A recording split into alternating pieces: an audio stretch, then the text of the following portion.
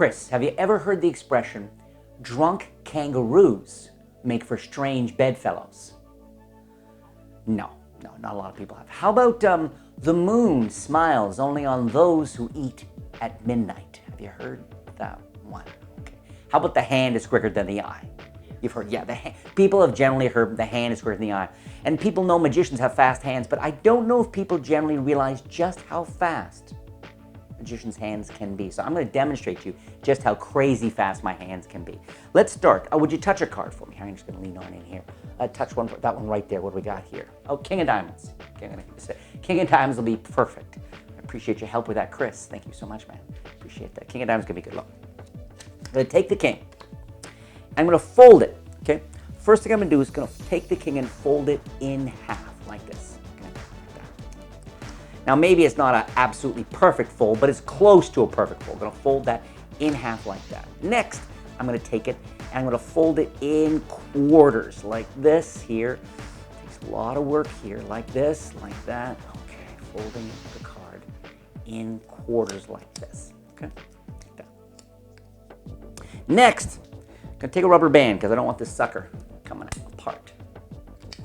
Like this, like this, like this. Okay.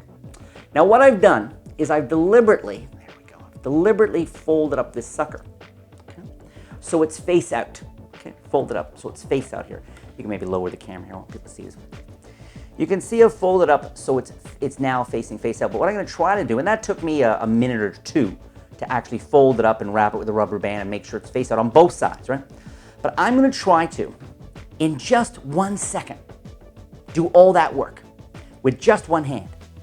I'm going to try to remove the rubber band, unfold the card, fold it back in so it's face in now. So it's face in, and then put the rubber band back on. Watch what's going to happen.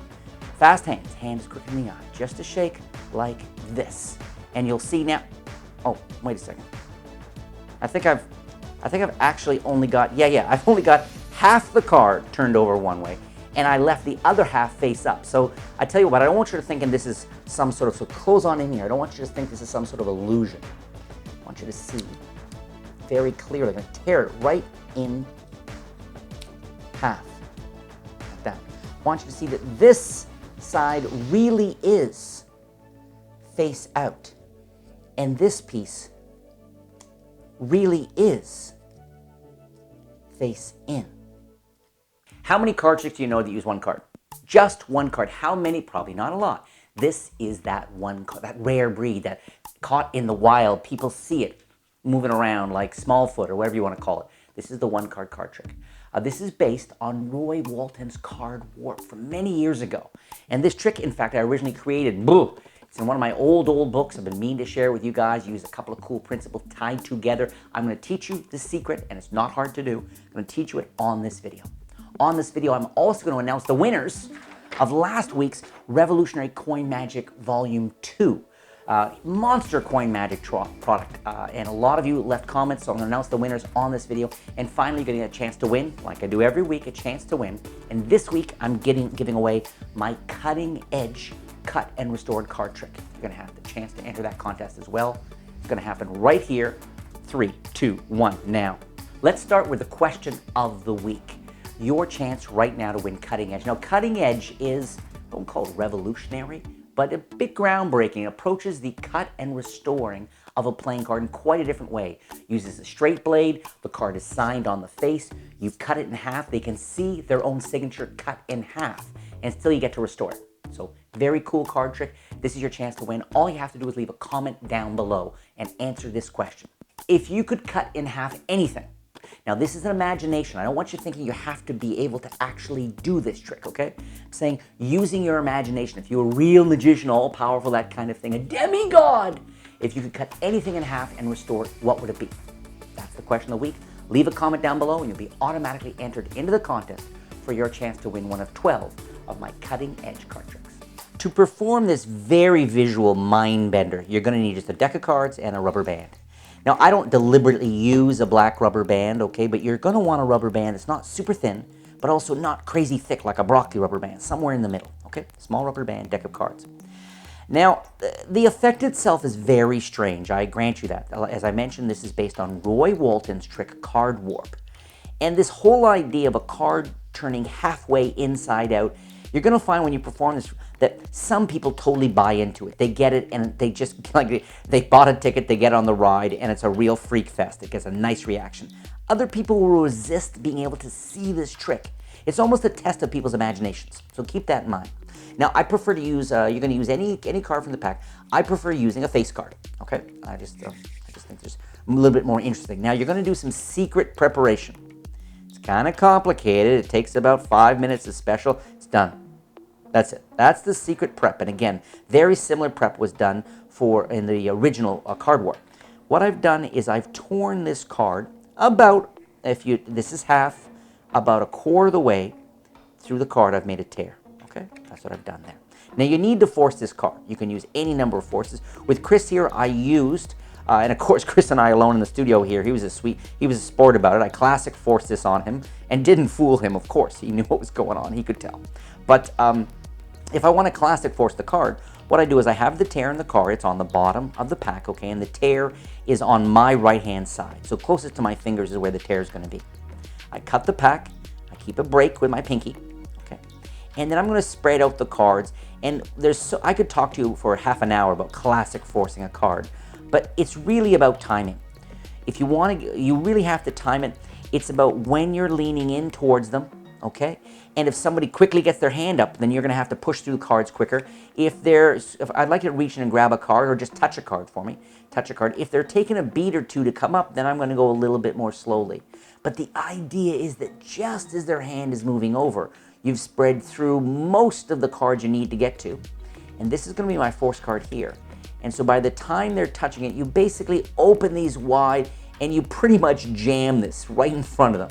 You'll find that this is something that takes courage at first, but once you get it down, your accuracy will be amazing. You'll be able to read people and respond and move on up again and again. So that's a little bit about the classic force. They touch the card. No one's going to notice the tear. You can separate. It's not like you have to hide it. But as soon as they touch it, I tend to do this, and I turn my fingers over, and my fingers, notice my fingertip, is covering it. That's the other reason to have a face card, because there's a lot of busy pattern to cover the small tear. So I've forced that card in any way that's going to work for you. Then I sort of drop off all those other cards, take this out, and the deck is away, and I'm done. I'm already so far ahead. Now, the first fold I'm going to do. First fold I mentioned, I'm going to try show you the hand is really quicker than the eye. And I sort of say, you could even time me on what I'm going to do, because I'm going to fold the card a certain way. And while they watch me, I take the card and I fold it in half, okay? Now, if you're feeling a little nervous about the tear, just make sure it's behind the card. At this point, no matter how, I'm just going to give it a good firm tear, but it's hidden behind the card, all right? Like that, hidden behind. Now, as I say, now it's not a perfect fold, but it's a pretty good fold, and I close it back up. That's when I do the secret action, the one secret action. And the secret action is I'm going to push in this with my thumb. Behind these fingers, I use my right thumb to push this in, to fold it in. Then I use my two thumbs to score the fold. And that all happens. I do this, and I say, I know it's not a perfect fold, but it's not bad. And then I close it back up. And as I close it back up, what that does is it buries, I think of it, it buries this inside the card. Next, I'm going to fold it in quarters, okay? And for this, you're going to take the whole, I'm going to literally bend this like that, okay?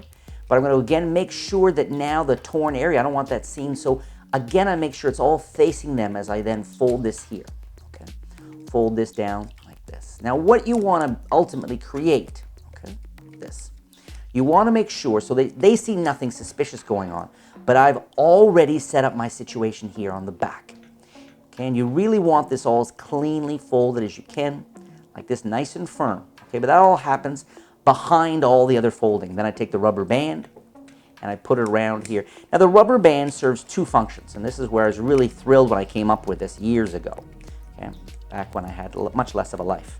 I was thrilled because this, number one, the black rubber band, conceals where it's torn. Second, I realized with a black rubber band wrapped around a folded card, I can do a lovely paddle move. You could not do this with just a folded card, but the grip and the grip and the texture of the rubber band allows me to do the paddle move. Now, paddle move is old as the hills, but just in case you don't know it, I'm going to push forward on this. whether you call it pulling the finger back toward yourself or the thumb pushing it forward. You'll find too you can kind of, if you hold it not just here, but you might find it more comfortable to do the move with the fingers slightly cupped and this resting in there. It's got a different feel to it. You'll find that the other fingers, the thumb, it rolls a bit across the surface rather than just on one finger. But now, paddle move, when you maybe first learned the move, you were maybe taught it to do it up and down. But it actually has a better chance of flashing that way. Whereas if you do it side to side, it makes virtually impossible to flash the back side, the condition. But boy, oh boy, this illusion now. It looks exactly like I've taken a king, folded it into quarters, showing front and back. It's all the faces showing out, all right? So I'm doing the paddle move. I do this. At this point, the back, though, is I want you to realize it's not here.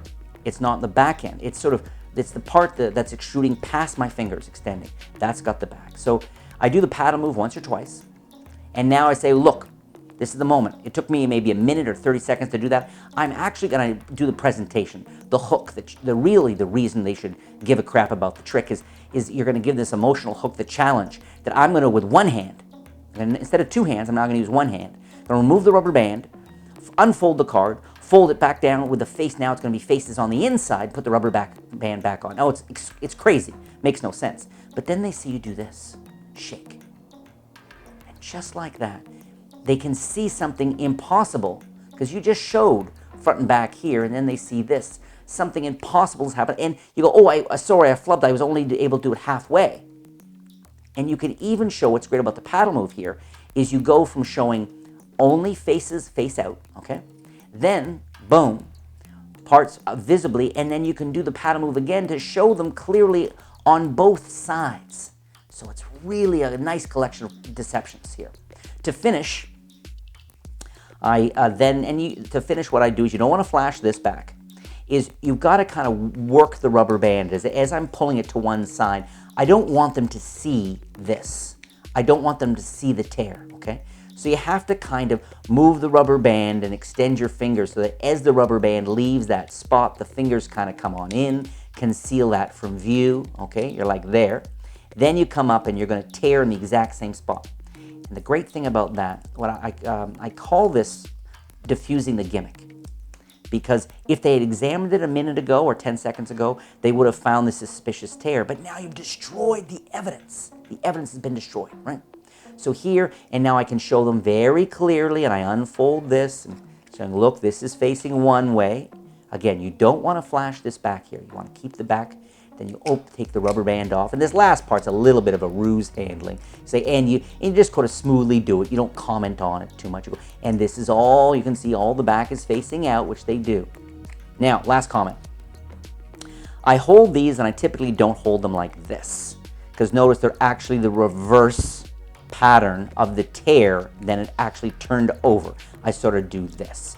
I have left these. I've never once had people go, oh, that was pretty good, but look, the evidence is all there. It was a ruse. You pre-torn and blah, blah, blah. No one thinks that. So don't. This is a classic thing where a beginner magician will sweat this. Do not sweat this. At the same time, I don't really hold them together. I just sort of go, look this. You give that to one person, give that to another, and you are done. You've been able to perform this really beautiful, very intimate, sort of lots of magic moments, all using only one card.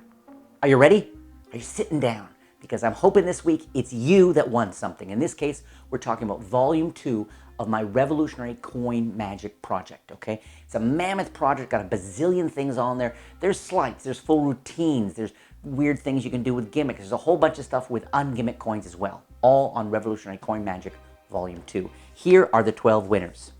Dustin Young, Amir Isaac, Emil Pind, P-I-N-D, Carbonics, I guess, I don't know, it's twice apparently. Carbonics. That's 4. Paul Strother, Jesus Heredia, you'd think, no surprise he won. I mean, let's get real. X Drader, Bear Studios, Sniper Boy, B-O-I-I, Sniper Boy, Mikolai Patton, it's Mikolai Patton, Nathaniel Bloomer, and finally, Branson Puckett. Branson Puckett. You 12 won. As always, I just named your name, calm down, take a moment, take a deep breath, then send an email to my team at contact@sankeymagic.com. And make sure you include your full name, your shipping address, and maybe your star sign. Maybe that'd be kind of interesting. And they will make sure that they ship out the prize to you. Thank you so much for playing. Now, just in case you didn't already do it, leave your comment, okay? This week you have a chance to win one of 12 of my cutting-edge card tricks. Use a cool gimmick and kind of unusual principle. So leave a comment down below, answer the question, and let me know. If you could cut and restore anything in the universe, okay, what would be the most memorable, the craziest, most creative, funny, whatever, anything in the universe, what would you cut and restore? Leave your comment. That's it. A one-card card trick. Using the old paddle move and a little bit of sneaky prep. I hope you like it. Definitely not for 20 people or 15 people. It's a small, intimate trick, great for the bar.